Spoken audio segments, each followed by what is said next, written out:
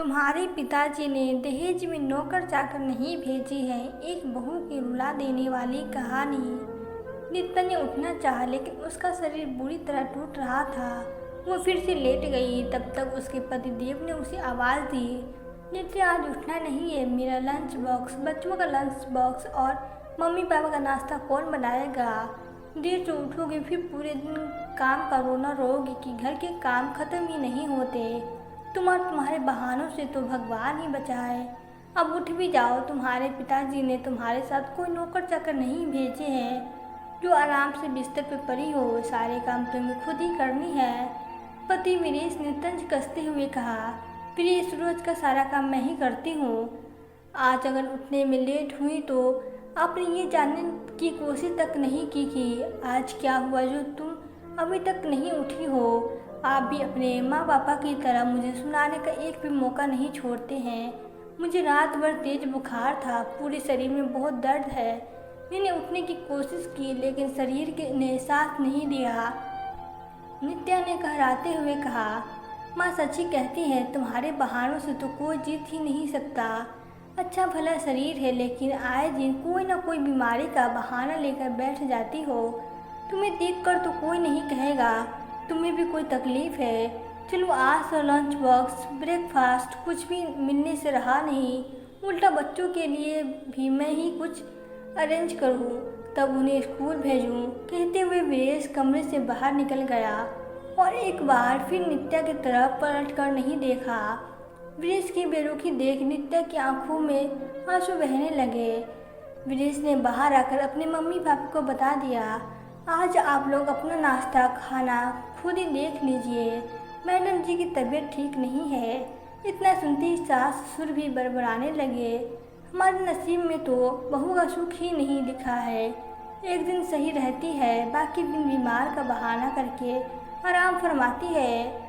हमसे अब ये सब काम नहीं होंगे। अपने बच्चों का इंतजाम करने जाना है। हाँ हाँ, आप चिंता मत करिए। मैंने बच्चों को लंच बॉक्स में ब्रेड बटर देकर रेडी कर दिया है और स्कूल छोड़ता हुआ ऑफिस निकल जाऊंगा। कहते हुए वीरेश दोनों बच्चों को लेकर घर से निकल गया।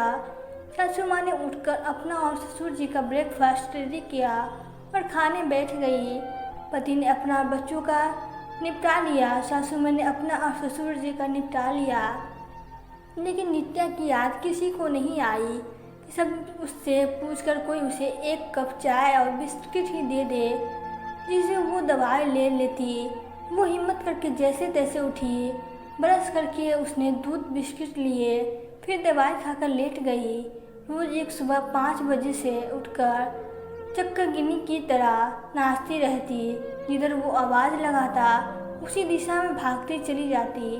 सबसे पहले वीरेश और सास ससुर को बेड टी देना, फिर बच्चों को उठाकर स्कूल के लिए तैयार करना, पति और बच्चों का लंच बॉक्स देना, बच्चों को स्कूल छोड़ने जाना, वापस लौटते समय सब्जियां, फल, दूध सब लेते हुए आना।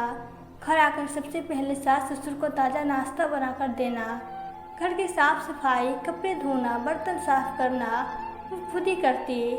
उसे कोई मेड भी नहीं लगा रखी थी।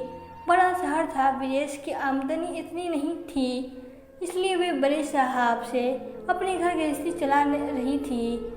अपना परेशानी सह लेती लेकिन घर के किसी सदस्य को कोई कमी नहीं होने देती, जिसका फल आज उसके बीमार पड़ते ही उसके पति और सास ससुर ने उससे मुंह मोड़ कर दिया। सब उससे ऐसा महसूस करवा रहे थे कि जैसे वो जानबूझकर बीमार पड़ी है। वो मन ही मन अपराध बोध से भर गई। इधर करीबन 1 महीने से उसे रोज की बुखार आ जाता और वो घर में रखी दवाई खा लेती और बुखार उतर जाता। वो फिर से काम में जुट जाती, लेकिन सही देखभाल न होने की वजह से वो एक दिन ब दिन कमज़ोर होती चली जा रही थी और वही कमज़ोर ने उसे बिल्कुल तोड़ कर रख दिया, जिसकी वजह से आज वो उठ तक नहीं पाई। उसके मुंह का स्वाद बिल्कुल ख़राब हो गया था, जिसकी वजह से उसका कुछ खाने का मन ही नहीं करता। घर में शायद कोई उसे प्यार से मनोहार करके कहता तो शायद वो थोड़ा बहुत खा भी लेती, लेकिन सास ससुर तो जैसे मौका ढूंढते उसे सुनाने का।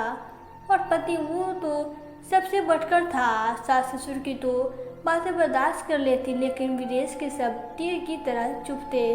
दोपहर में उसी शहर में रहने वाले उसकी बहन देविका उससे मिलने आई। नित्या को लेटे देख उसने उसे पूछा, देखा तो बोली, तुम्हें तो बुखार है, उठो अभी चलो मेरे साथ डॉक्टर के यहाँ। आजकल बुखार की जांच करवाना बहुत ज़रूरी है, उसी हिसाब से इलाज होगा। उसे सहारा देकर नित्या को अपने साथ रिक्शे में बैठाया और डॉक्टर के पास लेकर गई। वहाँ जांच में टाइफाइड निकला। उसने वहीं से फ़ोन करके वीरेश को वहीं बुलाया। डॉक्टर ने उसे कसकर डांट लगाई। एक ही घर में रहते हुए आपको अपनी पत्नी की गिरती सेहत नहीं दिखाई दी, या फिर देखकर भी नज़रअंदाज करते रहे कि वो पड़ गई तो घर के काम कैसे होंगे। एक औरत अकेले पूरा घर संभाल सकती है, लेकिन उसके जरा से भी बीमार होने पर घर में कोई उसकी तकलीफ़ नहीं समझता, बल्कि अपने कड़वे शब्दों से उनको और भी तकलीफ़ पहुंचाता है। इसलिए वो अपनी तकलीफ़ किसी को नहीं बताती। डॉक्टर की बातें सुनकर वीरेश अपराध बोझ से भर उठा और उसे सुबह की बातें याद आने लगी कि किस तरह उसने नित्या को मम्मी पापा के साथ मिलकर सुनाया था। मैंने तो उससे एक बार पूछा तक जरूरी नहीं समझा कि तुमने कुछ खाया या नहीं, फिर तुम पूरे दिन कैसे मैनेज करोगी। उसने अपनी गलती मानते हुए डॉक्टर के उससे इलाज की पूरी जानकारी ली। उसे अपने साथ घर ले आया और उसे कहा, जब तक तुम ठीक नहीं हो जाती घर का कोई काम नहीं करोगी, सारा काम हम सब लोग मिलकर संभालेंगे। तुम्हारा स्वास्थ्य सबसे पहले है। पहले ही मेरे रूखे बर्ताव की वजह से तुम्हारा ये हाल हो गया है। वीरेश की बातें सुन नित्या के चेहरे पर मुस्कुराहट फैल गई। आज उसे अच्छा लगा, कम से कम पति ने उसकी तकलीफ तो समझी। बेटे की बात सुनकर सास ससुर भी समझ गए। अब उनकी दाल नहीं गलने वाली, इसलिए अब थोड़ा बहुत तो काम उन्हें भी करना पड़ेगा। दोस्तों, क्यों एक बहू को, एक माँ को, एक पत्नी को बीमार पड़ने का कोई हक नहीं होता। हर कोई उससे यही उम्मीद क्यों रखता है कि वो हर परिस्थिति में अपनी जिम्मेदारियों को संभाले। क्या वो इंसान नहीं? मशीन को भी आराम की ज़रूरत होती है, लेकिन एक औरत को क्यों नहीं?